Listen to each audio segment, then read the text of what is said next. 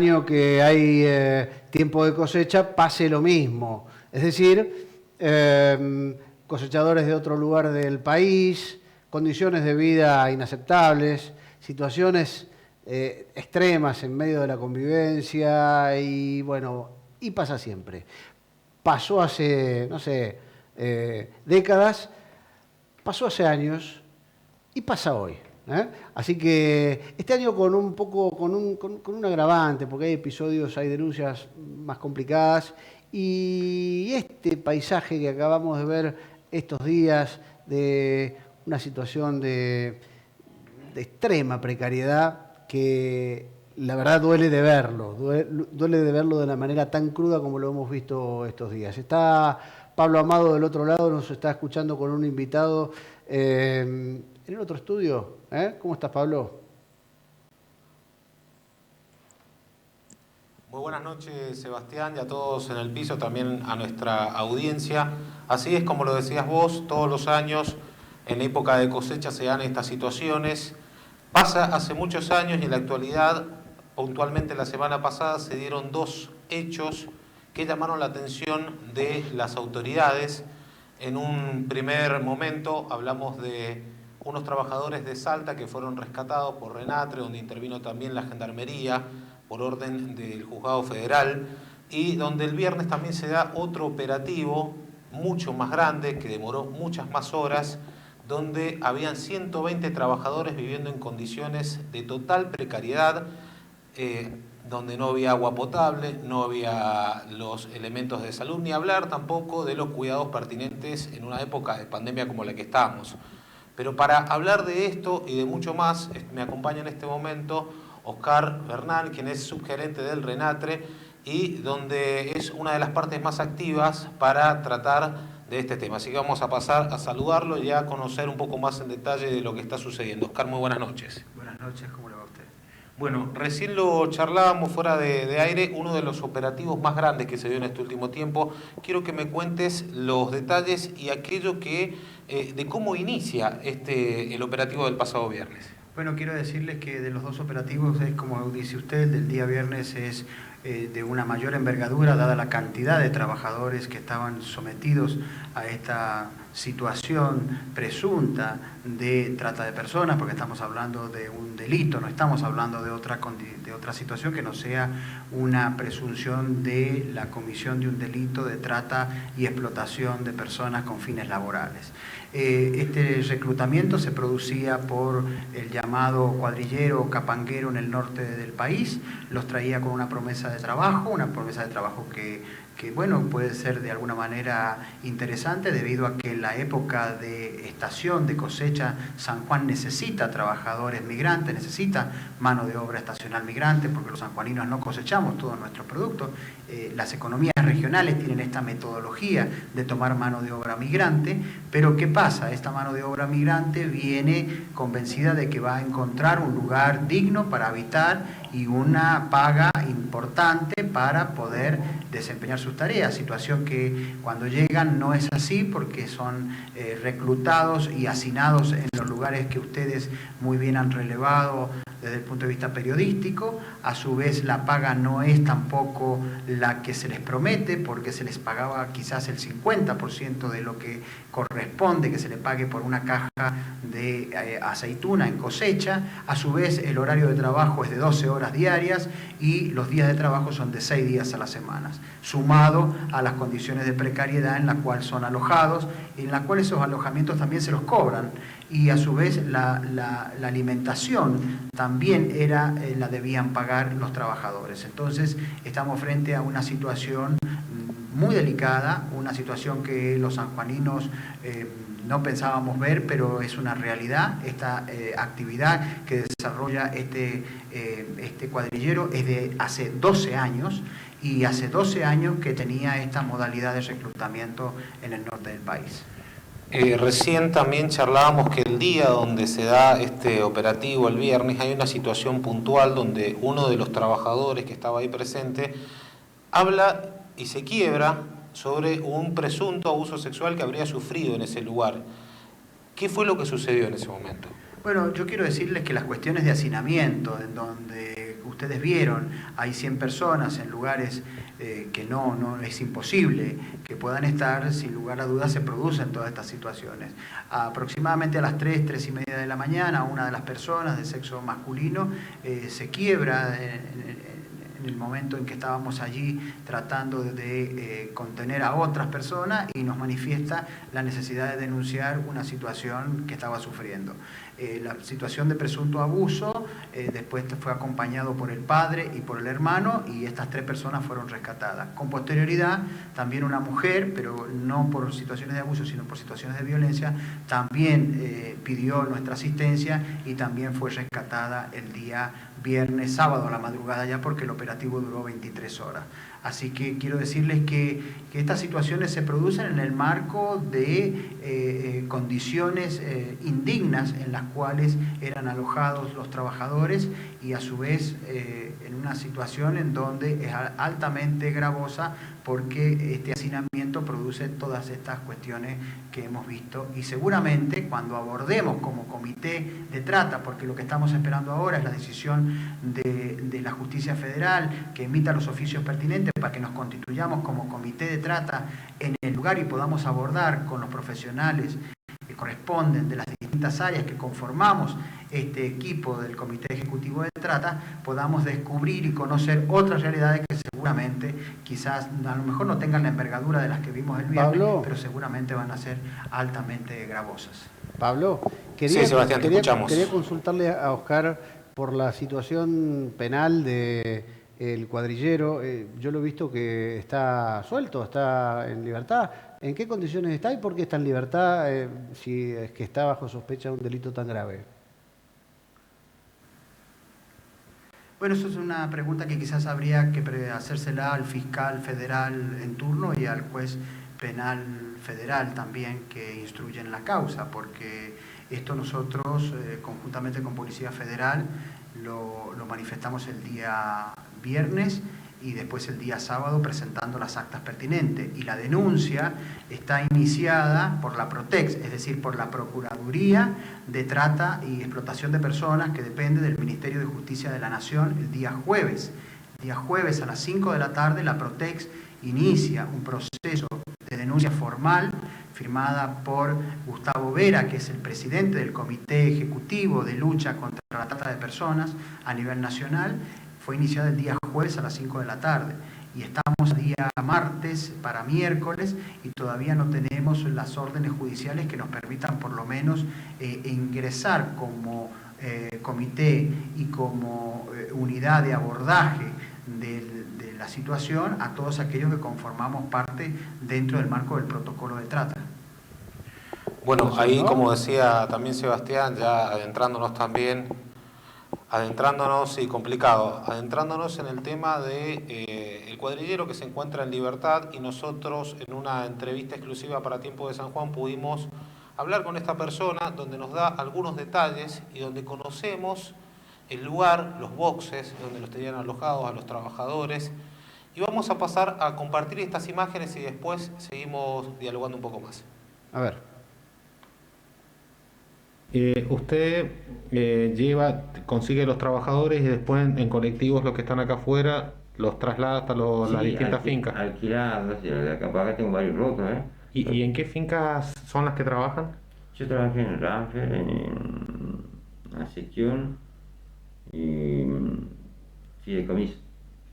Porque ahora justamente la policía dice que en base a la denuncia que se realizó que estas personas estarían durmiendo en condiciones que no son las propias, que las horas de trabajo son excesivas, es lo que figura dentro de la denuncia. ¿Usted qué tiene para decir con respecto a eso?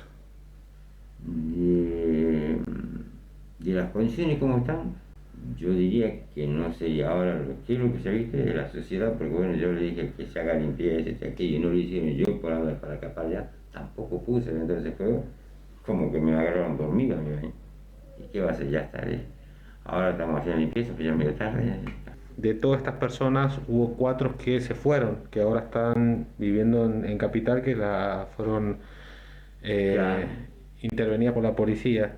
Sí, sí. El resto dice que no se fueron porque usted todavía no le pagaba No, eso no es así, acá no, a nadie se le prohíbe, priva de nada, cada cual es libre, como yo dije, como hablamos con ellos, todo es de común acuerdo, digo, por eso que yo lo que sé, como hablé con la empresa, todo está bien hablado, ¿no? Acá, porque esa noche creo que buscaban, digamos, que si yo tenía alguno escondido, maniado, no sé, atado, me parece, o buscaban droga, pero una vuelta me hicieron una denuncia por droga, así que no, todo aquí se lo arregla, se le paga, pero las empresas se portan bien. Las empresas que los contratan les dan otras condiciones, obra social, algún otro servicio, o están trabajando como Sí. mayormente se conoce como el negro. No, aquí, eso también, ¿no? A la persona que decide que se le dé de alta, se da de alta, se le hace el aporte, más o menos, a ver, pasable por así, y después la gente que no, por el año pasado se trabajó así, no, este año no, se tenía que pagar un seguro, ¿no? Me dijeron, bueno, si hay que pagar, hablamos asociar para pagar, se pagó. En este momento, entonces, ¿cuántas personas tiene usted a su cargo? Digamos, mi cargo total trabajando,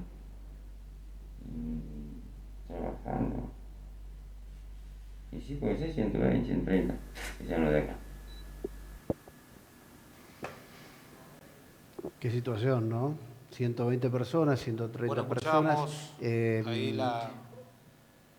Sí, Pablo, yo le quería preguntar a Oscar, para ir cerrando, ¿la responsabilidad penal se extiende también a las empresas que contratan al cuadrillero? ¿Cómo es la responsabilidad en estos casos, Oscar? Mire, la arquitectura del delito en el cual estaríamos presuntamente abordando es una cadena cuyos eslabones todos tienen una rentabilidad económica, desde el que capta a las personas en el lugar de origen, el que las traslada, el que las tiene alojadas, el que las lleva a los establecimientos y el empleador que contrata a estas cuadrillas. Es decir, los grados de responsabilidad seguramente van a ser meritados en el marco de la investigación de la causa que se está tramitando en la justicia federal. Pero puede caerle responsabilidad va a quedar también al margen de estas situaciones. Pero puede caerle también responsabilidad a las empresas que son las dueñas de los terrenos donde trabajan.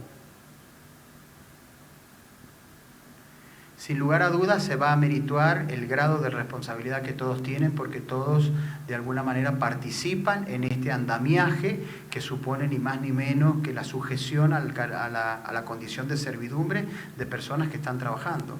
Aparte, a partir del momento que cruzan el umbral de la tranquera, la responsabilidad es solidaria del empleador. Entonces tenemos que determinar justamente estas situaciones para ver en qué grado cada uno de ellos participa con la responsabilidad que le compete en el marco de la investigación por este delito tan aberrante que la Argentina decidió abolir en 1813 con la Asamblea del año 13, la esclavitud, y hoy por hoy estamos hablando de una situación de sujeción a servidumbre de trabajadores que lo único que hicieron es venir a San Juan para poder ganarse el sustento.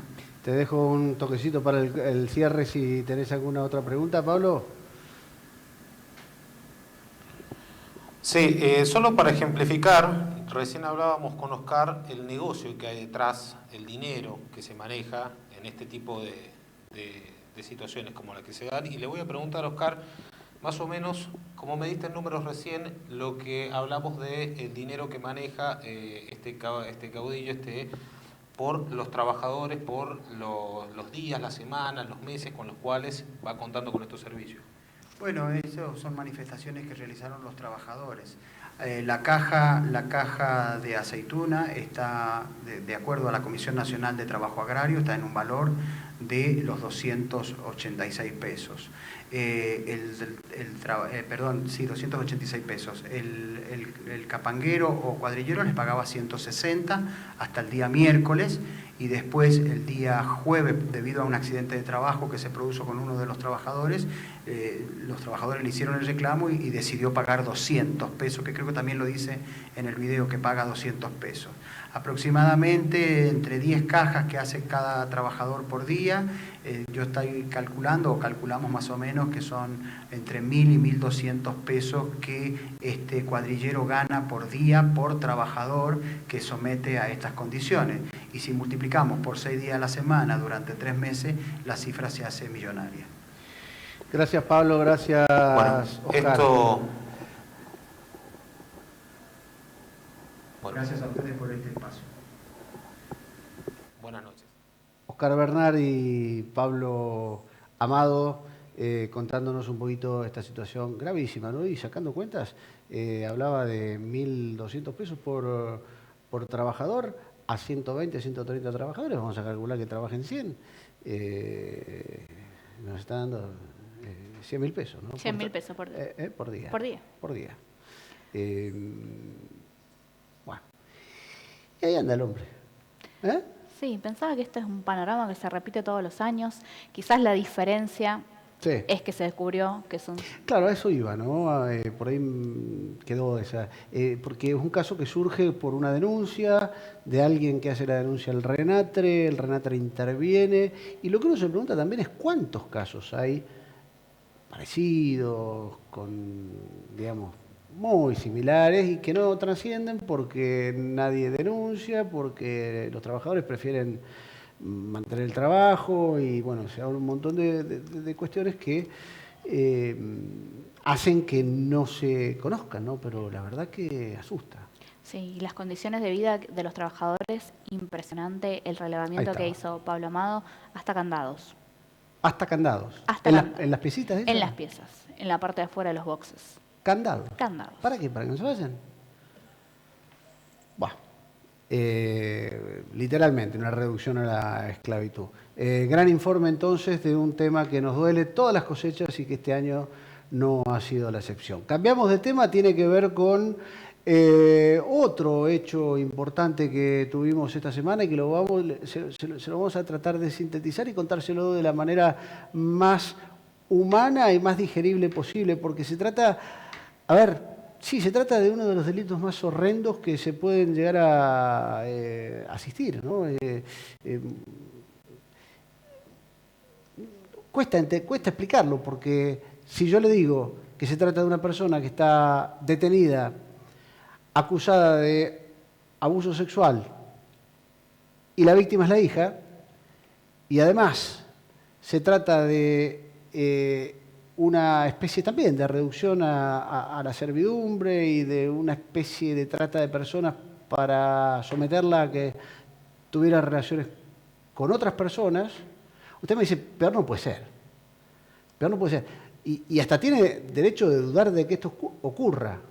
Y esto efectivamente ha ocurrido y asombra más aún poder escucharlo, poder escuchar a este sujeto que desde el penal se comunicó con un periodista de Tiempo de San Juan para darle su versión. Está con nosotros Walter Vilca. ¿Cómo le va, Walter? Hola, gracias por ¿qué venir. tal? Fuiste quien recibió, quien habló con este sujeto, que no vamos a decir quién es, obviamente. Sí, por cuestiones para preservar a la víctima.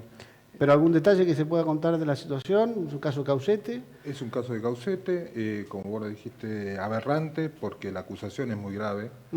Concretamente habla de que el hombre la sometía sexualmente a la propia hija, a la mayor de las hijas de una pareja anterior que había tenido. Y no solamente eso, sino que la chica denuncia o declara en su testimonio que su papá prácticamente le entregaba a otros personajes, si se quiere, de Caucete, porque pues son gente conocida, vinculada a la política. El exintendente. El exintendente Julián Gil, también nombra a un puntero político que tiene antecedentes penales. Silvio Ibáñez, y al hijo del exintendente Emilio Mendoza, conocido por todos como Emilito. El hijo. Eso. Ella lo señala a ellos tres. En principio la investigación... Ella dice que entre todas las perversiones que sufrió cuando era menor, su papá la entregaba a estas personas. Y la investigación avanzó y... en principio se inició con la imputación contra el padre, que está actualmente preso, y luego hubo se amplió la investigación a partir de este testimonio de la chica. El fiscal Roca, que lo trajeron a este programa, él pidió la ampliación de la investigación y la indagatoria de estas personas. La causa lleva ya 1 año y medio casi, desde octubre del 2019, y y ya han sido indagados, pero en un principio un juez pidió la falta de mérito contra estas personas, pero para ganar tiempo en realidad lo que están haciendo. Sí. Hay un nuevo testimonio de la hermana de esta chica que prácticamente respalda lo que dice. ¿Puedo preguntarte cómo fue que accediste a este testimonio de una persona que, insisto, está detenida en el penal de Chimbas? No damos su identificación para no identificar a la víctima. Todo el mundo, porque todo el mundo se pregunta quién es, de quién se trata, y no es que estemos protegiendo al victimario, al supuesto violador, sino que es una manera de proteger a la víctima. ¿Pero cómo accediste a...? Desde hace tiempo él quiere dar su versión, y a través del abogado logramos contactarnos al abogado, y él nos hizo el contacto con... Para que hables del penal. Sí. Concretamente fue algo que lo puede hacer a través de un teléfono público que ellos tienen acceso. Esto lo aclaro porque si no se siembra la sospecha de que hubo una llamada clandestina, que tiene un celular particular, que no es así, sino que ellos tienen autorizados hacer cierta llamada, y bueno, él se contactó, pactamos y bueno, logramos. ¿Tenemos el audio? Tenemos. Lo escuchamos. Mi hija ha sido totalmente inducida, manipulada por Julián Gil. Es más, creo que puede estar siendo hasta amenazada por él, porque no hay motivo ni circunstancia para que ella me haya hecho lo que me ha hecho. Acá el autor ideológico de esta falsa denuncia en mi contra es de Julián Gil. Ella relata en la denuncia que dice que yo, primero dice que solamente que yo la prostituía a 4 hombres, no da nombres, y dice que ella tampoco tenía una relación sentimental al momento de la denuncia. Después, cuando hace otra ratificación de declaración, da nombres. Primero dice que son 3, después dice que son 4, después dice que son 5. En la cual mete a Julián Gil, mete a Silvio Ibáñez, mete a Emilio Mendoza, hijo, y mete a Adrián Reynoso, el gallo de Caucete. Sí. Toda esa gente ha pasado, han pasado por juzgado, y todos lo han desmentido, porque es totalmente mentira. El único que ha mentido ahí es Julián Gil, porque acá el único abusador, violador, degenerado es Julián Gil, que ha violado a mi hija menor, incluso ha violado a mi hija mayor, porque mi hija mayor, cuando tenía relaciones a escondidas mías, ella era menor en ese momento. Y él ha hecho un escrito, una presentación de escribanía pública, donde se ha burlado del juez. ¿Por qué Julián Gil? Julián Gil, no solo que Julián Gil me debe toda la plata de campaña, porque yo le hice la campaña a Julián Gil y me debe más de 5 millones de pesos. Yo me oponía a esa relación y me voy a poner siempre, porque es mi hija, es mi sangre, y yo no voy a permitir que un degenerado de 60 años ande con mi hija de 18. En realidad mi hija está muy enamorada de él. En el año 2015, él es padrino de mi hija, que maldigo la hora que lo hice con un padre mío. Yo le digo a usted que cuando yo salga de acá, yo voy a ir a la justicia y voy a decir todo lo que se ha robado Julián Gil, y ha obligado a su familia a falsificar un montón de cosas para robar plata. Muy impactante, ¿no? Es muy impactante. Y hay que decir que este sujeto está detenido, ¿está procesado? Está procesado. Está procesado por abusar él de su hija. Sí. Después mete a Julián Gil y todo, pero él está detenido y procesado por abusar él de su hija. Sí. Lo que él argumenta, que hay 3 motivos por los cuales lo denuncian. Él, concretamente, justamente ayer hizo una presentación en la justicia como una... ¿Esto qué dice? Esto lo que dice, justamente a partir de después de la entrevista, él como lo que explica es que él no pudo, no tiene la oportunidad todavía de ampliar la indagatoria. En un primer momento, cuando tenía otro abogado, le sugirieron que no declarara, entonces él no hizo el descargo. Él jura que es inocente, también le tenemos que creer porque, bueno, no ha sido condenado. Él dice que es todo absurdo y falso lo que sostiene su hija, que es mentira, que hasta días antes tenía una buena relación, y que él atribuye a 3 cosas. Una, que descubrió el noviazgo de Julián Gil con la hija, y que eso motivó que la hija se fuera contra él. Obviamente él dice, era mi compadre y yo jamás lo voy a permitir que... Además todo el repertorio de la campaña, ¿no? Sí, y recordemos también a qué hace mención la persona desde el penal cuando habla de que se burla del juez Julián Gil, y se refiere a la declaración que hizo Julián Gil, que él tuvo relaciones con ella el día que cumplió 18 años. Ah, eso dijo. Sí. Lo que dice este hombre, que eso es falso, que la relación con la joven la tuvo antes que cuando era menor. Pero Gil acepta que ha tenido una relación con esta chica. Sí, él reconoce, hay mensajes de textos, porque en el marco de la investigación se secuestraron los celulares. Pero dice que fue justo el día que cumplió 18 años. Como que a partir de eso tuvo una relación, si se quiere, sentimental con la joven.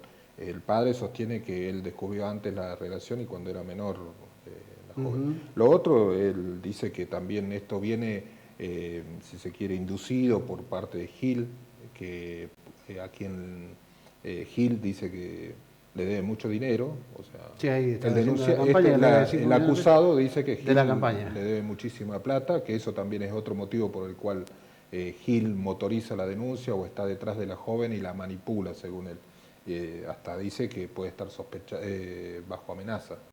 Qué locura. De hecho el juez le cree a la chica. En principio a la hay... denuncia, sí, porque lo tiene detenido al tipo. La sospecha es que existe una comisión de delito. Hay otro delito... Al padre, quiero decir. Al padre, sí. al padre. Pero esto es muy complejo. Sí. No olvidemos que Gil fue denunciado en el 5º juzgado de instrucción por el presunto abuso de la hermana menor de esta joven, también hija del acusado, y desestimaron esa denuncia.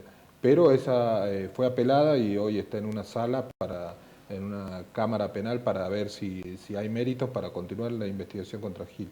Lo curioso en esto de que esta investigación continúa y esta chica que denunció en un principio el abuso de manos de Gil, la hermana menor de la víctima del primer caso, va a declarar como testigo en esta causa y ella relata un hecho de presunto abuso que sufrió de parte de Gil. Increíble. Increíble. Cuando uno piensa que ya no puede pasar más nada que sea más grave que las cosas que ve, aparece esto que es con personajes conocidos. Estamos hablando de un ex intendente, ¿no? Además de personajes. Un hombre polémico también. Sí. Por llamarlo de alguna manera. Gracias, Walter. No, gracias. Felicitaciones por la nota que hiciste. Gracias. Pausa y a la vuelta vamos a hablar de el golpe del año. ¿Del año o de la década? ¿Qué es esto?